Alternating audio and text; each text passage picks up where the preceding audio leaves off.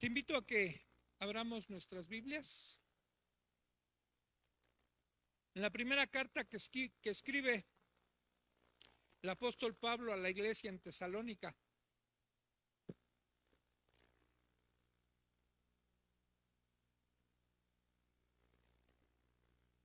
en el capítulo 5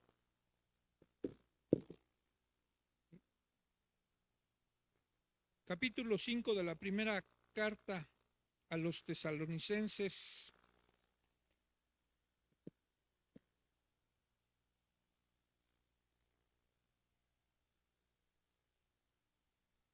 vamos a leer los primeros 11 versículos del capítulo 5 y después me acompañas a orar.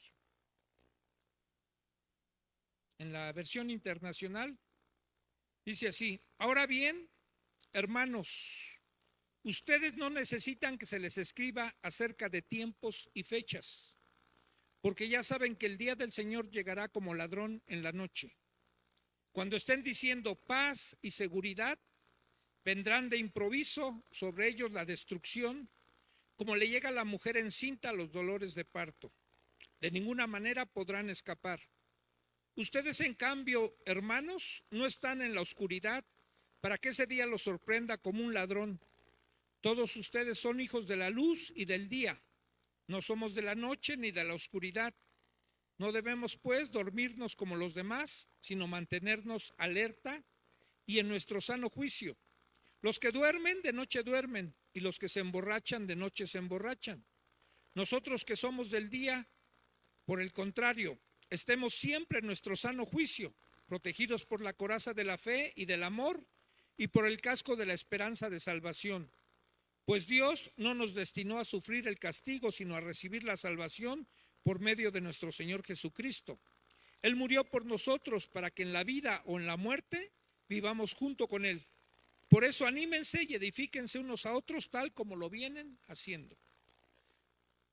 Señor, una vez más, abrimos tu palabra con la responsabilidad que esto implica, Señor. Y te pedimos que sea a través de tu Espíritu Santo el que nos conduzca a toda verdad, a poderla discernir, profundizar en ella, y que podamos, Señor, sacar enseñanza en esta noche de lo que tú pides para estos tiempos. Déjanos ser como los hijos y sacar entendidos en los tiempos que estamos viviendo. Háblanos, Señor, te lo rogamos, en el nombre de Jesús. Okay, estamos tocando el tema de los últimos tiempos. En el versículo 6 dice: no debemos, pues, dormirnos como los demás, sino mantenernos alerta y en nuestro sano juicio. En la Reina Valera dice: por tanto, no durmamos como los demás, sino velemos y seamos sobrios. Okay. Les voy a pedir dos definiciones sin que vean sus Googles ni nada. Para ustedes, ¿qué es sobriedad o ser sobrio? Y si tienen un micrófono.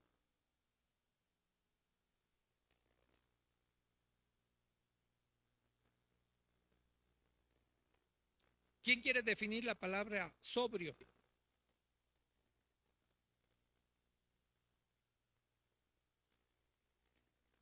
Como sano juicio, dices.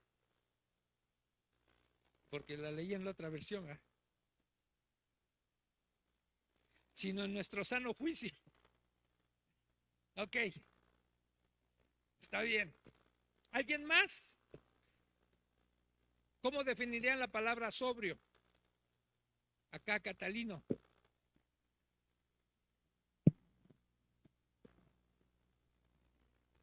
Lealtad.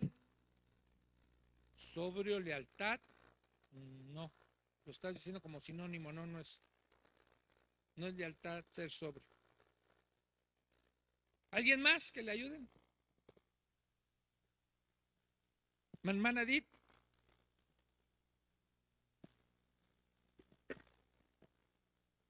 Como libre de alcohol. libre de alcohol, lo incluye eso, pero no es la única acepción de la palabra sobrio. ¿Ver? Pues justo sí, un poco como que sobrio es lo contrario de estar ebrio, pero entonces sí quiere decir como recatado, como bien portado, como serio, no estando, no fiestero, no pachanguero, sino ser sobrio, es ser como muy centrado, no estar alebrestado. Muy bien. Ok.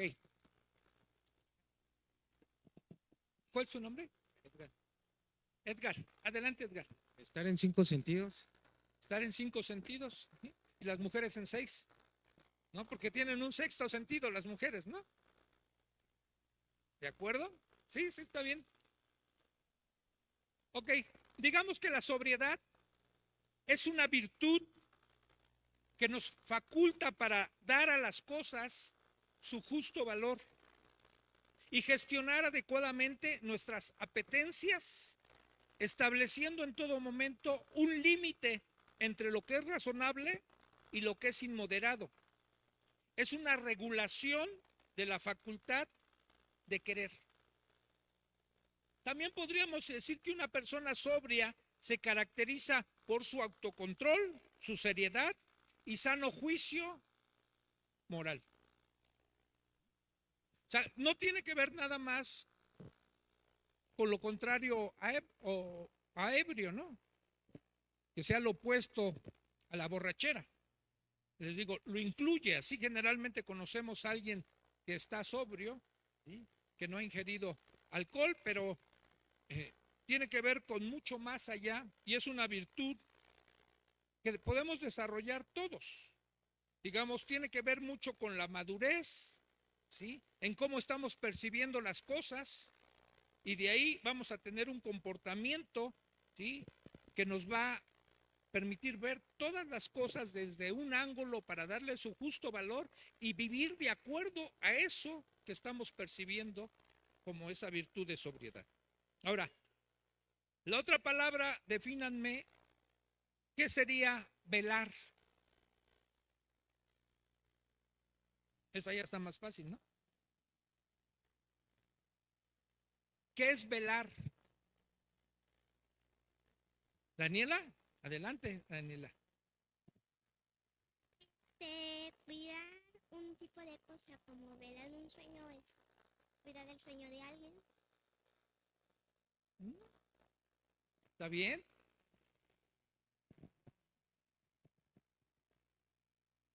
¿Qué más? Edith.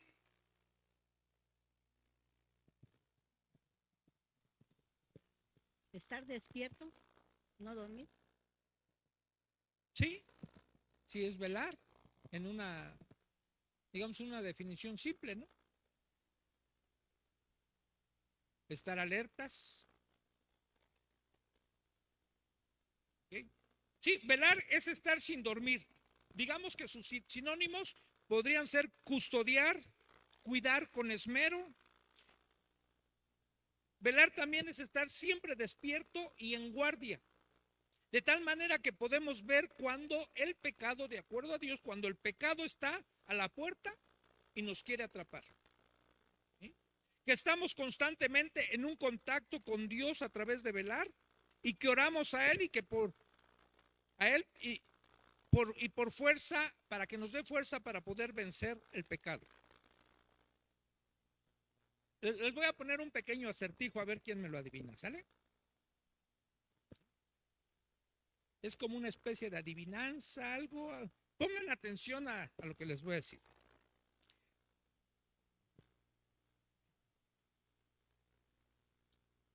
Mi hija nos está viendo desde Monterrey, mi hija Cintia, y nos está dando el significado de sobrio. Saludos, hija. Ya me iba a caer por tu culpa, hija.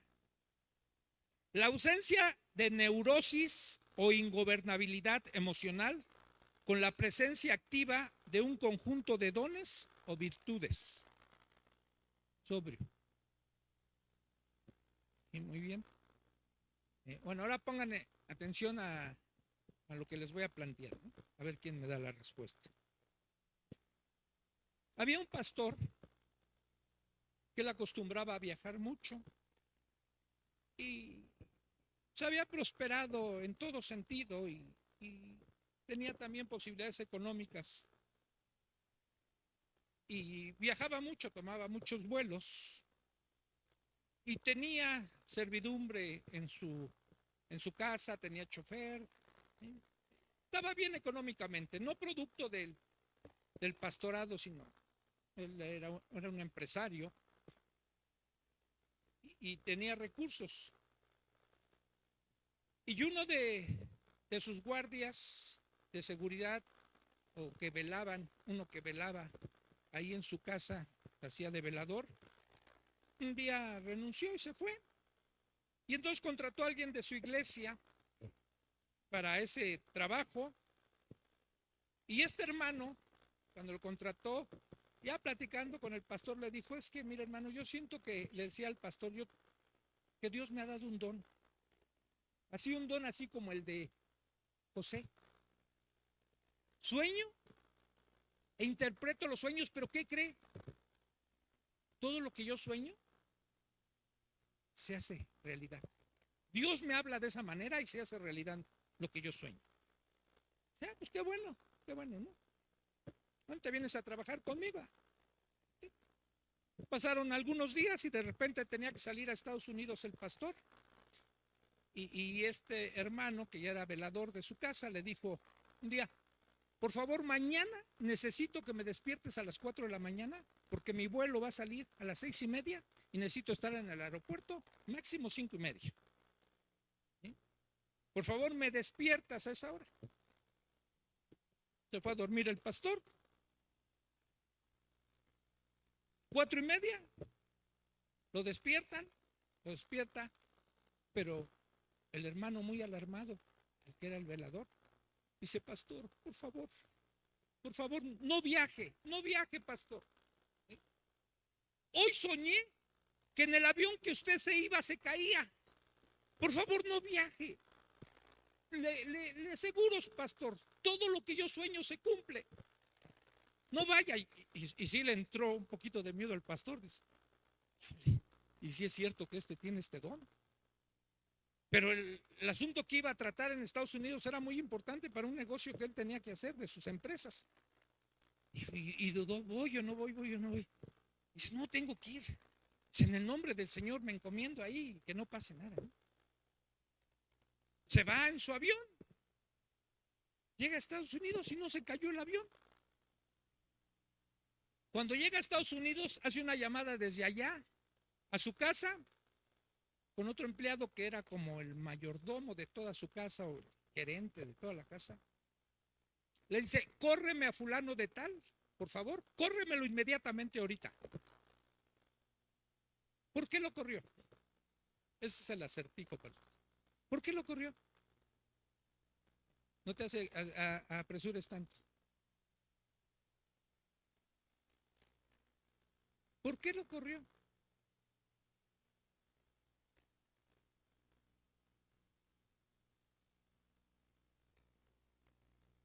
Sandy.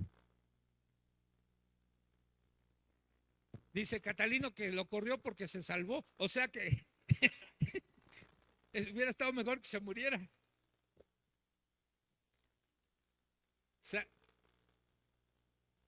O sea, lo corrió porque se salvó. Si se hubiera muerto ya no tenía forma de correrlo. ¿Ah?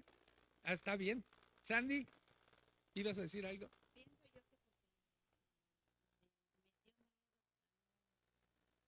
Por haberle metido miedo. Y que no era cierto. Hermana Vero. Lo corrió porque era el velador y se había dormido. Muy bien, Vero. Estabas muy alerta. Fer, tenías la respuesta también desde un principio, por eso no te di la palabra. ¿Tenías la respuesta, Liz? ¿Sí? ¿Sí era esa?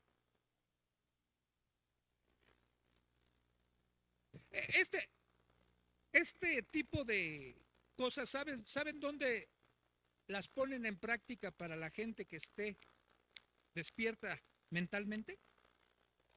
Los agentes de policías en la policía hacen este tipo de más o menos de mecanismos para que ellos puedan detectar cualquier cosita, ¿sí? Cuando interrogan, cuando investigan, ¿sí? Porque es nada más de meditar un poquito. Era velador. No debería de haber soñado, no debería de haber tenido ningún sueño. Su trabajo era estar despierto en la noche. Y fíjense, nosotros, dice aquí, va a tener mucha relación. Dice Pablo, después de que ya les está hablando, desde el capítulo anterior, les está hablando acerca de la venida del Señor, ¿sí? ¿Cómo va a venir el Señor? ¿Qué es lo que va a pasar cuando Él venga? ¿Sí? En su retorno, o como se le llama también en su segunda venida, ¿qué pasa con los muertos que habían muerto y no llegaba el Señor? ¿Cómo van a resucitar? Y los que estén vivos. Entonces, el Señor, aquí Pablo les hace algo o les refiere algo similar a lo que el Señor les dijo antes de ascender a sus discípulos. Cuando ellos le preguntan, Señor, ¿cuándo serán estas cosas que tú nos dices de tu segunda venida? Y Jesús les dice, no les toca a ustedes conocer los tiempos y las sazones, que solo está en la potestad del Padre. Y Pablo también les dice, acerca de los tiempos y de las ocasiones, o acerca de los tiempos y las fechas, dice la otra versión, dice, ustedes no necesitan que yo les escriba acerca de esto, porque además ni Pablo sabía la fecha. Dice, ¿por qué? Ya el Señor también lo había dicho, porque ya saben que el día del Señor llegará como un ladrón en la noche. Usa esta metáfora. Ahora ya los ladrones llegan en la noche, en el día, a cualquier hora, ¿no? Pero antes era muy común asociar lo oscuro con lo malo, la noche con el robo, con los ladrones, ¿sí? Por eso usa esta metáfora, ¿no? El Señor llegará como llegan los ladrones en la noche, tratando de esconderse entre la oscuridad de la noche, ¿sí? Donde la gente está durmiendo, donde la gente no está velando, ¿sí? Así va a llegar el Señor. Y después nos pasa a explicar un poquito, Pablo, cómo son esas cosas. Todos van a estar diciendo paz y seguridad.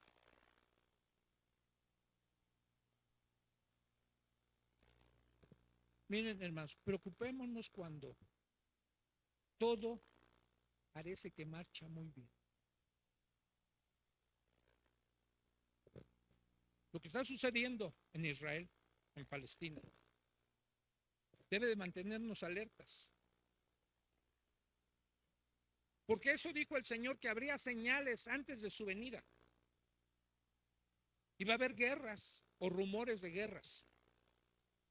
Y van a haber pestes. Y van a levantar falsos profetas. Y entonces la gente de este mundo, ¿sí?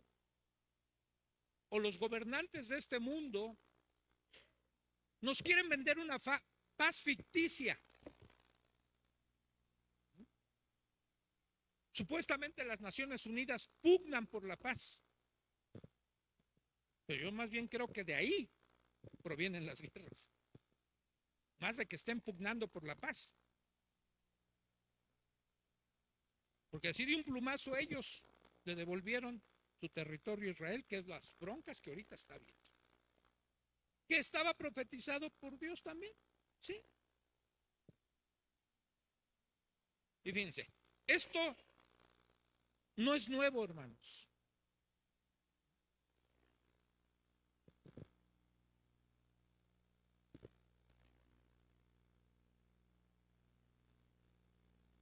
En Jeremías, déjenme ver si la traigo, no traigo la cita, pero en el libro del profeta Jeremías, los falsos profetas le decían al pueblo que ya estaba a punto de ser llevado cautivo a Babilonia, Decían, no va a pasar nada. Y todos decían, miren, hay paz, paz. ¿Saben qué? Está aquí el templo en Jerusalén. Y teniendo el templo tenemos a Dios de nuestro lado.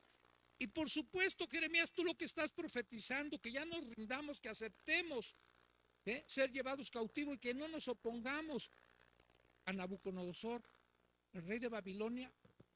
No. Y Jesús luego llegó a decir, mi paz os doy, mi paz os dejo. No se las dejo como el mundo la da. Y la paz de Dios no tiene que ver con la ausencia de conflictos, con la ausencia de guerras, sino a pesar de ellas, de lo que estemos enfrentando cada quien, podamos estar en paz. ¿Sí? Porque sabemos que estamos dentro de los propósitos de Dios. ¿Sí? Y que nada va a suceder que Dios no permita, aún nuestra muerte. Eso Dios lo va a permitir. Pero entonces, en estos últimos días, la gente va a decir paz y seguridad.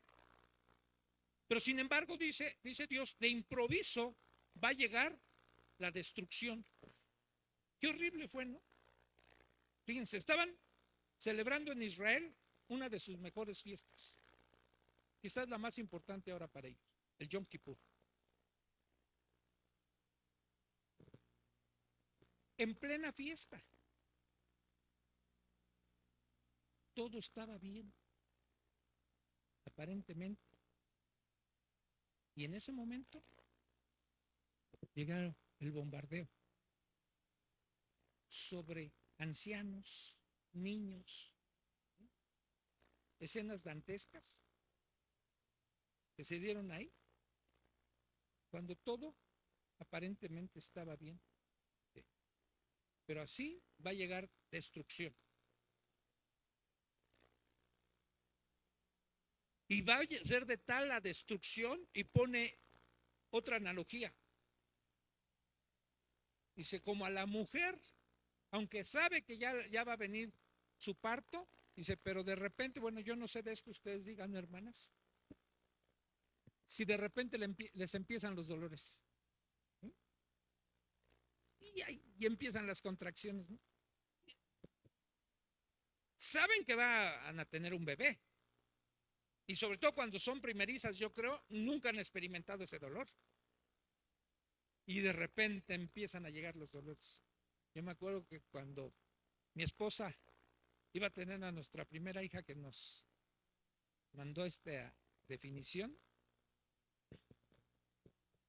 empezó a sentir un poquito de contracciones. No vivíamos juntos en ese momento. Entonces yo le dije, mira, yo me estoy aquí afuera de la casa de tus papás. Me quedo en el carro. Si ya te sientes muy mal, te dan muchos dolores, pues estoy aquí afuera y me hablas. Y nos vamos al hospital.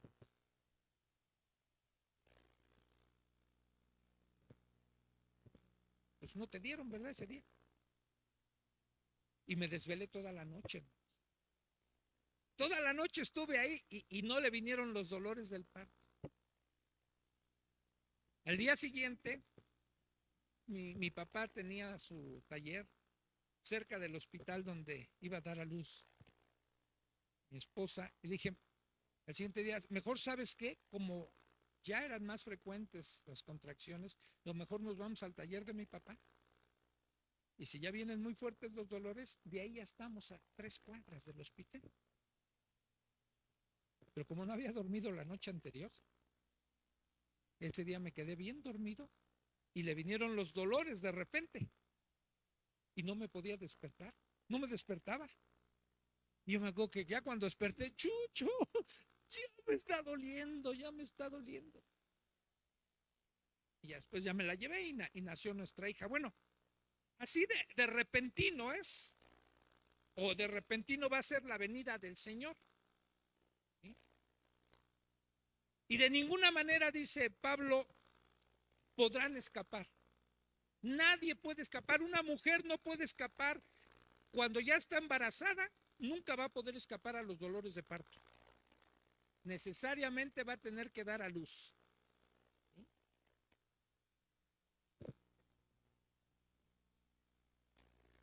y empieza Pablo a decirles, digamos, esto podríamos entenderlo como que se lo está diciendo a los incrédulos, ¿no? Pero después como que cambia el giro de su carta para hablarle a los hermanos. Dice, ustedes en cambio, ¿sí? Ustedes en cambio, dice, no están en la oscuridad para que ese día los sorprenda como un ladrón. Nosotros no deberíamos ignorar todas las señales, todo lo que estamos viendo, todo lo que el Señor nos advirtió, todo lo que la Escritura nos habla acerca de la venida del Señor. No deberíamos ignorarlo y deberíamos de vivir de una forma tal, como les decía hace 8 días, expectantes esperando la venida del Señor y manteniendo una conducta, un caminar cristiano digno de la vocación con la que hemos sido llamados. Ahorita va a dar algunos ejemplos aquí Pablo. Dice, no deberían estar en la oscuridad para que ese día no los sorprenda como un ladrón. ¿Por qué? Porque todos nosotros no vivimos en las tinieblas. Somos hijos de luz y del día. O lo otro que decía, no debemos pues dormirnos, sino debemos velar, ¿no? No debemos dormir como todos los demás, sino mantenernos sobrios o alertas y en nuestro sano juicio. Y miren, a veces hemos dejado un poquito esto. ¿Quién sabe cuándo va a venir Jesús? Pero no nos lo reveló, ¿verdad? Dice Deuteronomio 29:29. Las cosas ocultas, secretas, pertenecen a Dios. Hay cosas que Dios no nos va a revelar. Las reveladas pertenecen a los hombres. O sea, esto nunca nos lo reveló el Padre. Jesús lo confirmó, Pablo lo reafirma. Sí. La hora y el día en que nuestro Señor regrese, nadie lo sabe, nadie. Y ya que nadie sabe cuándo volverá Jesús a la tierra, no es para que estuviéramos siempre listos para ese gran acontecimiento. Deberíamos estar preparados, ¿no? Así como nos preparamos, yo me acuerdo que nos preparamos y compramos algunas cosas y los padres se preparan cuando van a hacer un hijo, cuando a la mujer le vienen los dolores de parto así, de repente, pero ya estamos preparados, ¿no? Ya compramos ropita, mejor ya le compramos una tina para bañarlo, aceites, talco, biberones si se requieren, pañales. Estamos preparados para ese acontecimiento. ¿Por qué si para esas cosas humanas nos preparamos? ¿Por qué para el gran acontecimiento de la venida de nuestro Señor no nos preparamos? O a lo mejor sí estamos preparados. ¿No creen que deberíamos prepararnos mucho mejor para ese momento? A veces lo decimos y lo repetimos, pero a lo mejor se puede convertir en una frase trillada, ¿no? El día que veamos al Señor cara a cara. Es lo que anhelamos y hasta nos saludamos diciendo Maranata, el Señor viene. Pero a veces se quedan en frases un tanto huecas, vacías. Solo es un lenguaje que utilizamos en medio de la iglesia, entre los cristianos, ¿sí? Como cuando decimos Dios te bendiga, ¿no? Hermano. Y luego nos decimos hermanos porque no nos conocemos, ¿no? No nos sabemos nuestro nombre y parecemos bien espirituales. Hermano, ¿no? Pero ahorita Edgar me dijo su nombre. Ya ha venido algunas veces, pero no me acordaba yo de su nombre.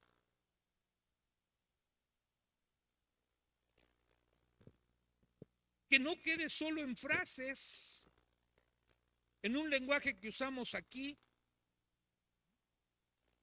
Y sigue diciendo Pablo, bueno, los que duermen, los que no velan, ¿sí?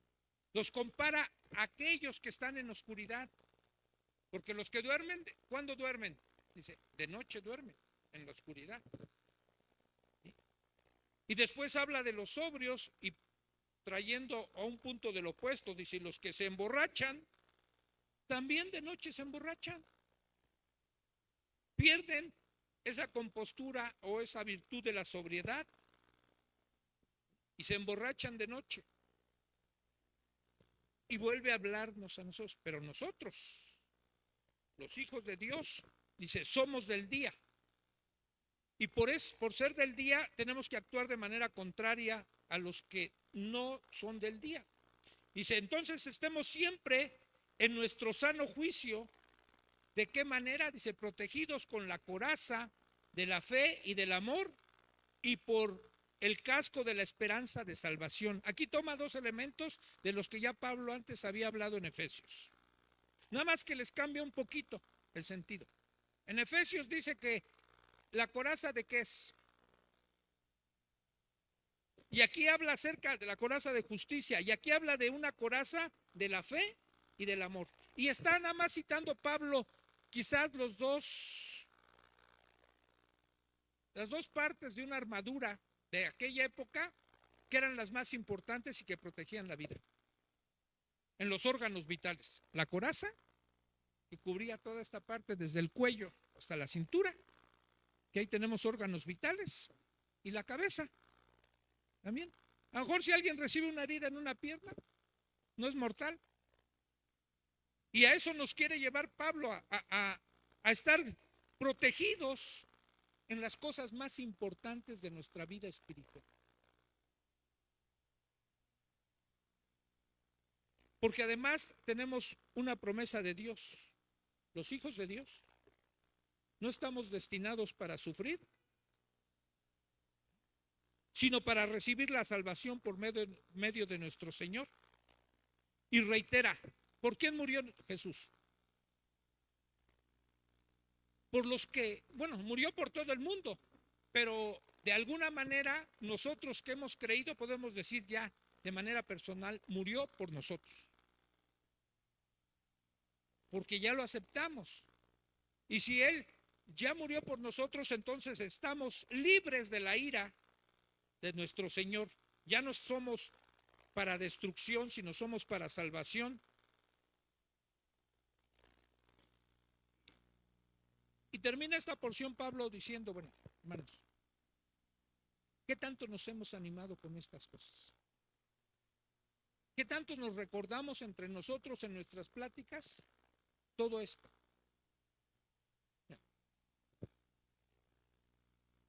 Yo pienso muy a menudo, y luego le he dicho a mi esposa, mira, esposa, en el cielo vas a ser perfecta. A veces cuando le he cortado sus uñas, le ha tendido algo y que tiene sus dedos chuecos por la artritis, deformes, estoy pensando en cuando venga nuestro Señor. Digo, vas a estar perfecta. Otro día platicando con la hermana Vero, decíamos entre ella y yo, probablemente Rebe se esté echando unas carreritas con Chente en el cielo, ¿no? Aquí una estaba en silla de ruedas y el otro a lo más que llegó a hacer es a dejar una muleta. Pero ustedes sabían con qué dificultad caminaba Chente, con qué dificultad subía las escaleras, porque había recibido un balazo en la cabeza y quedó así. Bueno, no nos podemos edificar con eso, decir, mira, o como decía Pablo, ¿qué es esta leve tribulación comparado con la gloria venidera cuando Jesús esté aquí? Y estamos viviendo todos esos tiempos, ¿no? Ya que el Señor volverá sorpresivamente, entonces es nuestra responsabilidad estar siempre preparados para recibirlo. Vamos ahora al Evangelio de Mateo, al capítulo 24.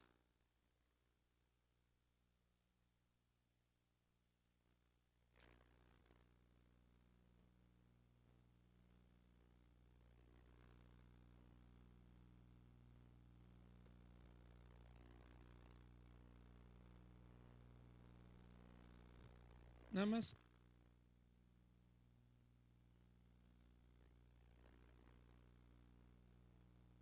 Voy a leer el verso 36 y me voy a brincar a otro. Pero en cuanto al día y la hora, nadie lo sabe, ni siquiera los ángeles en el cielo, ni el Hijo, sino solo el Padre.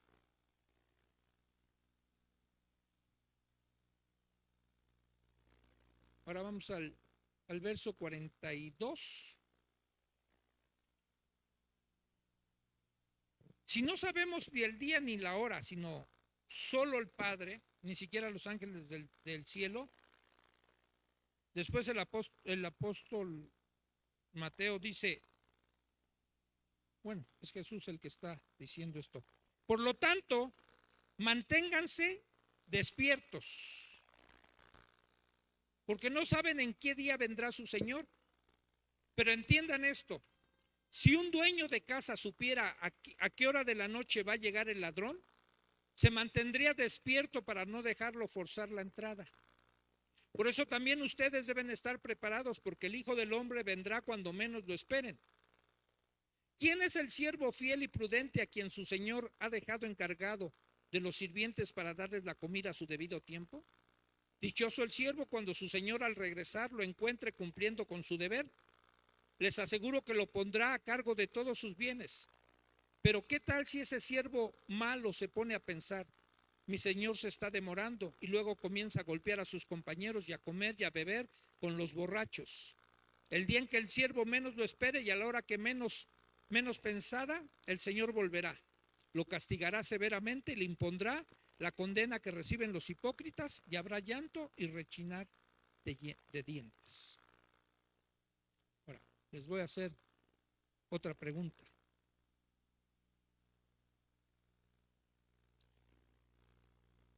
En la Reina Valera, el verso 42 dice, velad, porque no sabéis a qué hora ha de venir vuestro Señor.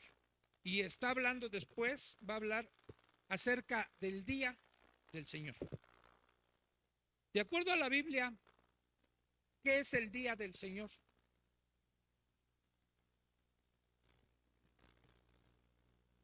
Sí tiene que ver con su segunda venida, pero más específicamente, ¿qué es el día del Señor? ¿O qué va a suceder en el día del Señor? En su segunda venida.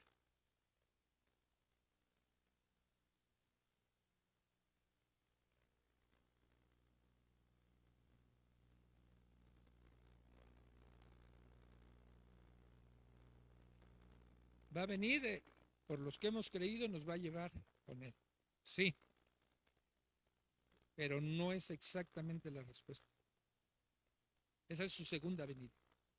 Pero cuando la Biblia nos habla acerca del día del Señor, ahorita les voy a dar unas citas para que ahorita me den la respuesta más. A ver, vamos a Isaías 2:12.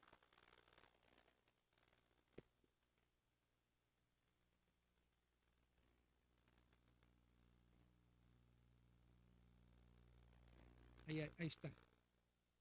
Un día, si es la segunda venida, dice, un día vendrá el Señor Todopoderoso contra todos los orgullosos y arrogantes, contra todos los altaneros, para humillarlos, y si siguen viendo, va a hablar mucho más cosas. Ahora, vamos a Joel 2:1, y después les dejo de tarea que lo lean, cuando menos hasta el versículo 10. Dice, toquen la trompeta en Sión, den la voz de alarma en mi santo monte, tiemblen todos los habitantes del país, pues ya viene el día del Señor, en realidad ya está cerca, día de tinieblas y oscuridad, día de nubes y densos nubarrones, como la aurora que se extiende sobre los montes, así avanza un pueblo fuerte y numeroso, y sigue y sigue y sigue. Sofonías 1:14, o desde el 12, a ver, desde el 12 al 14. Sí existe el libro de Sofonías, hermano. De Sofonías 1 del 12 al 14. Dice, en aquel tiempo registraré Jerusalén con lámparas para castigar a los que reposan tranquilos como vino en su sedimento. A los que piensan, el Señor no va a hacer nada, ni para bien ni para mal. En botín se convertirán sus riquezas, sus casas en desolación. Edificarán casas, pero no las habitarán. Plantarán viñas, pero del vino no beberán. Ya se acerca el gran día del Señor. A toda prisa se acerca. El estruendo del día del Señor será amargo y aún el más valiente gritará. A ver, con esos contextos de lo que habla el Antiguo Testamento, de lo que va a ser el día del Señor, ¿qué es el día del Señor? El juicio, hermanos. Cuando venga el Señor va a traer juicio. Estamos todavía, les decía la vez pasada, en la dispensación o en el tiempo de gracia. Todavía hay oportunidad para el arrepentimiento. Cuando Él venga, va a traer juicio. Ya no va a venir como la primera vez. Como un bebé pequeño, dice Marcos Vidal, como un bebé pequeño nada más. No. Ahora viene como el Rey de Reyes, como el Señor de Señores. Dice Apocalipsis que vendrá en un corcel y traerá sobre su muslo una señal que va a decir Rey de Reyes y Señor de Señores. Y una espada aguda, ¿sí? Para dar juicio o para traer juicio. Entonces, cuando la Biblia nos habla acerca del día del Señor, nos está hablando de un día terrible. De algo que va a traer juicio Dios y va a juzgar a todos. También nosotros vamos a ser después juzgados en el juicio del trono blanco. Va a venir a juzgar. Lucas también nos va a hablar de eso. El apóstol Pedro, Apocalipsis nos habla de todo eso, ¿sí? Pero en Tesalonicenses y también en Mateo nos está hablando, todo esto tiene que ver con los últimos días. Los últimos días que ya estamos viviendo.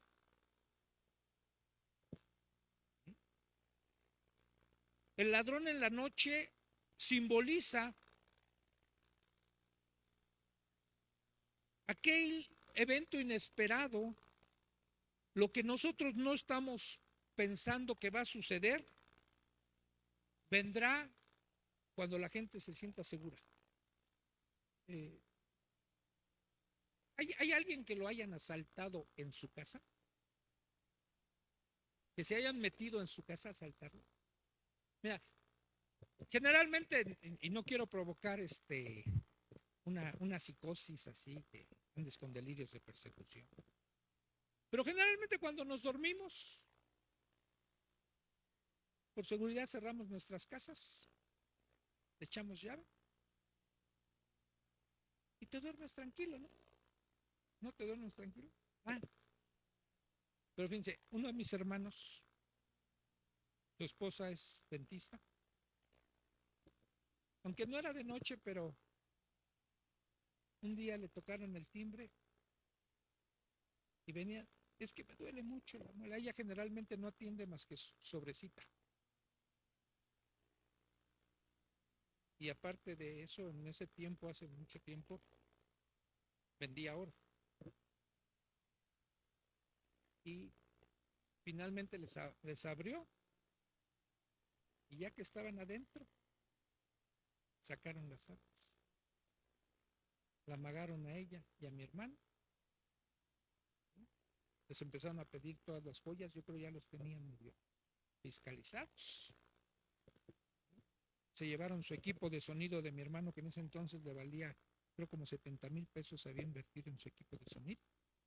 Tenía en ese entonces un Thunder que fue a equiparlo hasta Estados Unidos con llantas así bien anchas y unos rines bien padres y un quemapocos que le metió. Y sus joyas. Y mi hermano, como es bien verbo, hasta empezó a dialogar con los ladrones. Y le decía a su esposa, "No, tranquila, tranquila, no digas nada". Y total, le robaron. Le llevaron su carro, en su carro se metieron todas las cosas que le robaron. Y ya después de que le habían robado, los mismos ladrones le hablaron por teléfono. Dijo, cuate, me caíste bien. Dice, tu carro no nos interesa. Lo estamos dejando en tal lugar. Puedes venirlo a recoger. Pero les quedó un cierto trauma. ¿Y a poco no queda un trauma cuando te pasa algo así? O sea, ya no le abre a nadie, mi cuñada, a nadie ya atiende si no es consigo. Y alguien que conozco. Pero dejas de tener a lo mejor esa tranquilidad, ¿sí? Porque los ladrones que vienen de noche vienen cuando tú menos lo esperas. Lo que quiero ilustrar es cuando la escritura dice que el Señor vendrá como ladrón en la noche. Mi hermano, mi cuñada no esperaba que le sucediera eso. No fue de noche, fue de día. No se lo esperaban. A mí una vez me asaltaron en el trabajo porque me había confiado. Luego iba a cambiar cantidades elevadas de dinero. Y un día tuve que ir a Hacienda y tenía cosas que hacer del banco. Y como en la oficina de Hacienda que está ahí, quien conozca ahí en Bahía de Santa Bárbara, hay una oficina de Hacienda. Y junto a la oficina de Hacienda están una zona de bancos. Bancomer, Santander, Scotiabank, y ya no me acuerdo cuántos más había. Y entonces yo tenía que hacer cambio de algunos cheques. Traía un cheque de 80,000 pesos de uno de los jefes, otro de 12,000, en total traía 92,000 pesos que iba a cambiar. Yo dije, como no hay estacionamiento ahí, dije, me meto al estacionamiento de Bancomer, al fin que voy a cambiar un cheque de Bancomer, voy a hacer lo que tengo que hacer de Hacienda, cambio los cheques, y ya salgo y me regreso a la oficina que está en Polanco. Cuando salgo tenía 3 opciones para irme, salgo del estacionamiento. Puedo agarrar y por Bahía de Santa Bárbara hacia Mariano Escobar. Puedo agarrar por otra calle que no me acuerdo, Bahía San Hipólito, creo que se llama, y salgo a Ejército Nacional. O puedo agarrar sobre Bahía e irme hasta el circuito y por el circuito no. Opté irme hacia Ejército Nacional por Bahía San Hipólito y casi al llegar a Ejército se me cruza un carro. Instintivamente, aunque fíjense, yo ya había pensado desde antes y a mis mensajeros yo les había dicho, el día que los asalten, entreguen todo, no se resistan, ¿sí? Entreguen todo. Sin embargo, cuando te toca a ti, como que ya no reaccionas bien. Me acuerdo que cuando vi que se me cerraron y se bajó un tipo bien tranquilo, pero con la mano en la pistola, y traía la pistola. Y entonces cuando yo vi eso y venía hablando con otra persona, le digo, aguántame que me van a asaltar. Tiré el teléfono al suelo, metí reversa instintivamente y ya tenía otro carro pegado atrás. Pegadito así. Y yo creo que estaban coludidos. Y ya no me dejó mover. Y aquel cuate bien tranquilo, bien así. Se acerca a la ventanilla, me pone la pistola aquí, dice, échame el sobre que tienes guardado ahí en la guantera. ¿Cómo me vieron? ¿Dónde lo guardé? ¿Quién sabe? Puedo entender que le dieron a Jorge el pitazo a algún cajero o algo, pero yo hasta sabía dónde traía el sobre. Le dije, sí, sí, sí. Y el cuate con el que venía hablando estaba oyendo todo cómo me asaltaban. Ahí está. Las llaves del carro, échame las llaves. Para que no lo siguiera. Ven las llaves. Y bien tranquilo, eran medio profesional, se fue bien tranquilo. Agarró el sobre, los 92,000 pesos y se fue. Cuando llegué a la oficina me querían dar un pan, dicen que el bolillo para el susto, ¿no? No sé si funcione. ¿Sí? Yo lo que tenía era como una impotencia, porque me decían es que tranquilo, digo es que no estoy espantado. Me siento impotente. Digo, porque después me empezaron a tocar el claxon todos los carros que estaban atrás. ¿Sí? Y pasó una patrulla. Lograron pasar por un pedacito que les dejé. Y pasó una patrulla y me empezó a insultar. ¡Quítate esto! Y entonces ahí sí exploté contra la patrulla, ¿no? Y les dije sus cosas. Digo, me acaban de asaltar. Y me quedé con el coraje, pero ya después de que yo creo que se va la adrenalina,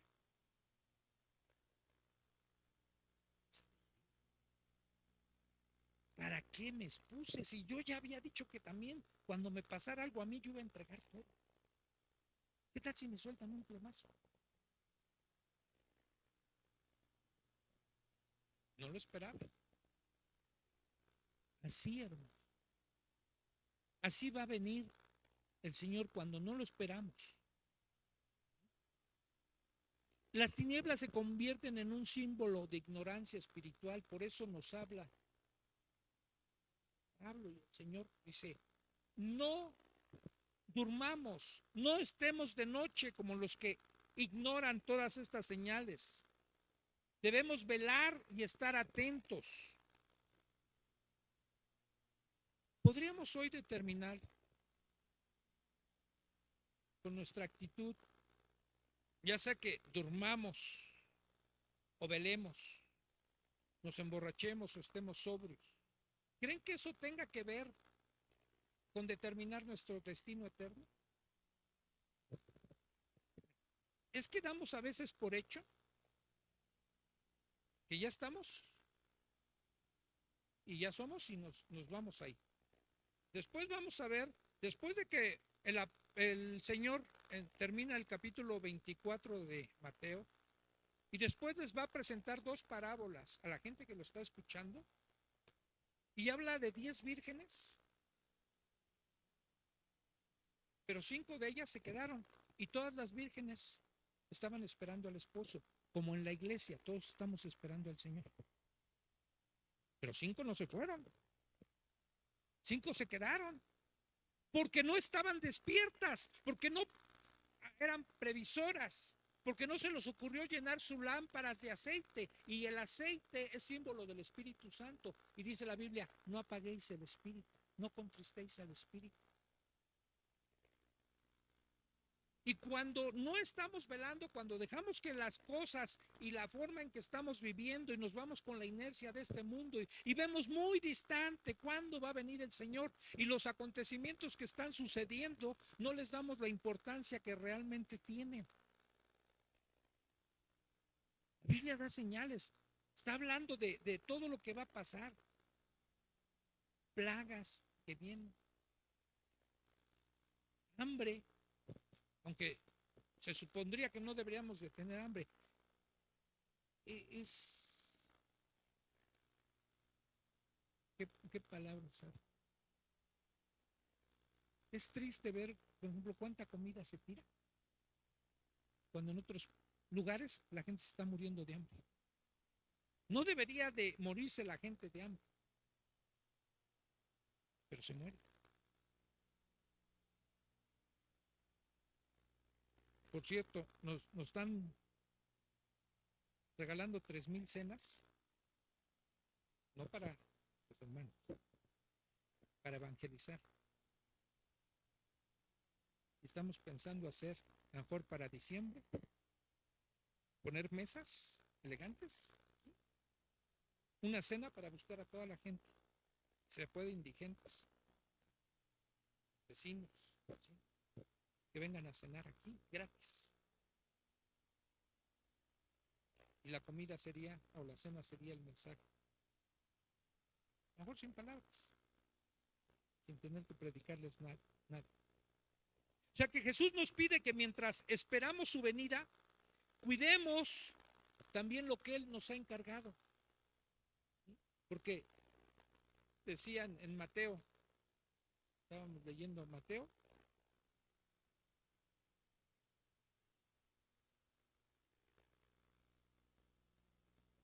¿quién es el siervo fiel y prudente a quien su señor ha dejado encargado de los sirvientes. Todos nosotros somos siervos de Dios, pero ¿cómo estamos haciendo la labor o el encargo que Dios nos ha dado como siervos de Él? Por ejemplo, dice antes, si un dueño de casa supiera a qué hora de la noche va a llegar el ladrón, así como me asaltaron a mí, asaltaron a mi hermano, si hubiéramos sabido que va a llegar el ladrón, ¿tú crees que le abrimos la puerta o me voy por ahí? Cuando sabemos que algo nos va a pasar, con nuestra propia vida defenderíamos a nuestra familia. Nos prevenimos. Bueno, el Señor viene, hermanos. ¿Cómo nos estamos previniendo o cómo nos estamos preparando para la venida del Señor? ¿Puede llegar hoy? ¿O puede llegar dentro de 1000 años más? No sé, ya tardó 2000. Puede tardar otros 1000. Pero ¿qué tal si llega hoy? Eres el siervo que ya está preparado. Eres como el padre de familia que va a defender a su familia contra el ladrón. ¿Estás prevenido para eso? Bueno, de esa manera nos quiere decir el Señor que nos debemos preparar. El estado de gracia en el que vivimos se debería caracterizar por la vigilancia y la actividad provechosa que cada uno de nosotros debemos estar haciendo. El siervo bueno está cumpliendo con su responsabilidad. El siervo bueno es fiel y prudente. ¿Y saben qué tiene como recompensa? El gozo de estar por la eternidad con Dios. Despertemos. Me incluyo, despertemos. Estamos viviendo los últimos tiempos, los últimos. Hay muchas señales. A lo mejor nosotros no las percibimos tanto porque, miren, aquí no hay persecución, ahorita. Y en un sentido ya hay cierta persecución, ¿sí? Porque ya no es una persecución abierta que tengan contra la iglesia, pero ya empezó. Y van contra la familia, contra los hijos, contra los ministros. Y no solo es para nosotros, van contra los psicólogos. Ya está más fuerte la onda del aborto. Acabo de escuchar como hace una semana que ya ningún médico se puede negar a practicar un aborto si se lo pide. Independientemente de sus convicciones que tenga el médico. Si alguien llega y le dice, me tiene usted que hacer un aborto, porque yo como mujer he decidido y es mi cuerpo, no quiero este bebé, no se puede negar el médico. Bueno, se puede negar, pero le va a costar, cuando menos, perder su licencia para ejercer. Y si no, a lo mejor la cárcel. Pero igual a nosotros. Ya está de ese tipo la persecución. Ahorita todavía algunos se están defendiendo con los nuevos libros de texto. Pero ya es abierto lo que quieren hacer. Antes era camuflajeado. ¿Se acuerdan cuando antes decían, mira, un mensaje satánico se encuentra en los discos cuando tú los giras al revés? Ahora no necesitan poner discos al revés, música al revés, te la ponen al derecho y al revés. Ya los mensajes que uno escucha, y todo eso tiene que ver con lo que Jesús dijo. La multiplicará, la maldad se multiplicará. Y cada día estamos peor. Así que la invitación o la exhortación es, miremos, para que esto se acabe, necesita venir el Señor. A Él lo necesitamos. Dice la Escritura, cuando vean todas estas señales, levanten la cabeza. Erguíos, dice, porque vuestra redención está cerca. Una total libertad a la que nos va a llevar el Señor. Cuando Él venga, va a traer juicio, pero también a nosotros, los que estemos como siervos prudentes, nos va a llevar a descansar en su presencia y a gozar por la eternidad. Próxima semana veremos mejor la parábola de las 10 vírgenes, la parábola de los talentos, porque eso nos los ilustra Dios, que no todos quieran tener segura la salvación, y de que si nos dejó un encargo, nos dejó algunos talentos, ¿qué estamos haciendo en la obra del Señor con eso que Él nos dio para servirle? ¿Lo estamos escondiendo, lo estamos guardando o lo estamos poniendo? ¿Algún comentario, alguna pregunta?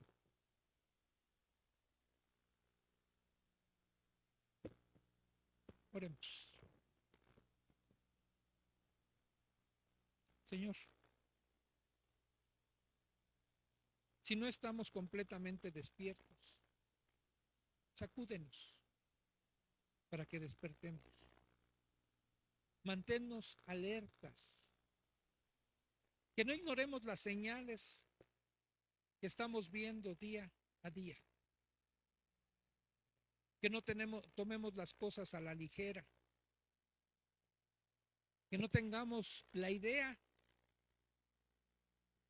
de que tú todavía estás muy lejano como para regresar.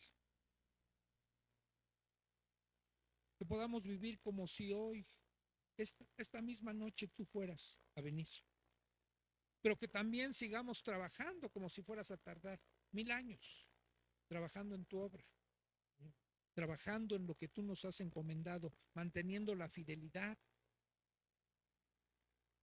Y sabemos que tú nos proteges, Señor, con la coraza de fe, de justicia y con el yelmo de la salvación y de la esperanza.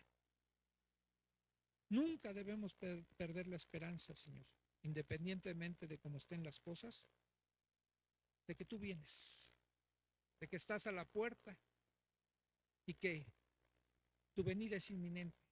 En cualquier momento estarás con nosotros o vendrás por nosotros.